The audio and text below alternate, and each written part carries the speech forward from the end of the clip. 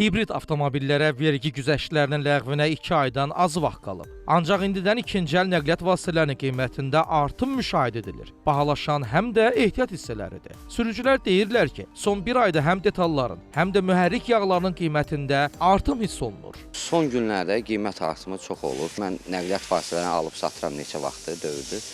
Bu zapçaslarda da hiss eləmişəm ki, qiymətlər artımları olur. Əvvəllər 10 manata aldığımız, 12 manata aldığım şeylər olub 25 manat, 50-yə 100 aldıqlarım olub 150 manat, 170 manat. Mənə elə gəlir ki, indən belə də hələ qalxa-qalxa da gedir. Yəni ehtiyat hissələrində qiymət artımı bəli, bəzilərində müşahidə olunur.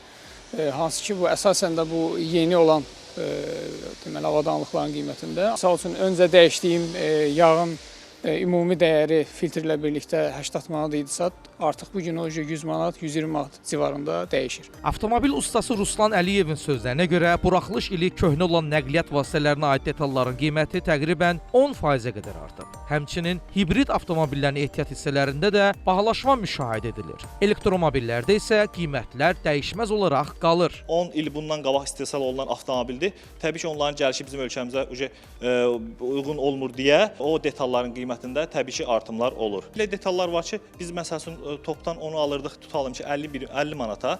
İndi hal-hazırda 55 manat, 60 manat civarında dəyişir. Yəni artım dedikdə təbii ki, küllü miqdarda artım deyilmir. Elə bir detallar da var ki, təbii ki, onların gəlişi ölkəyə çoxaldığı üçün qiymətlərində yenmə də olur. Yeni ildən sonra qiymət artımı gömrükdə belə deyək, gömrük məntəqəsində artım olduğuna görə avtomobillərin də qiymətində artım olacaq. Təbii ki, hər hansı bir detallarda da qiymət artımı olacaq. Nəqliyyat məsələləri üzrə ekspert Eldəniz Cəfərov isə bildirib ki, hibrid avtomobillərə tətbiq olunan güzəştlərin ləğv edilməsi ehtiyat hissələri bazarına da təsir etməyəcək. Köhnə avtomobillərin də mühərrik həcminə görə benzin və dizel mühərrikli avtomobillərin mühərrik həcminə görə alınan aksiz dərəcələri də artırılır və təbii ki, bu addımlardan sonra gələn ildən ölkəmizə ixal olunan avtomobillərin qiymətində yüksəlmə olacaq və bu öz-özlüyündə daxili bazardakı avtomobillərin də qiymətinə təsir edəcək. Avtomobillərin qiymətində olan dəyişiklik düşünmürəm ki, ehtiyat hissələri bazarına təsir etsin. Belə ki, hal-hazırda da hər hansı bir hərəkətlilik müşahidə edilmir.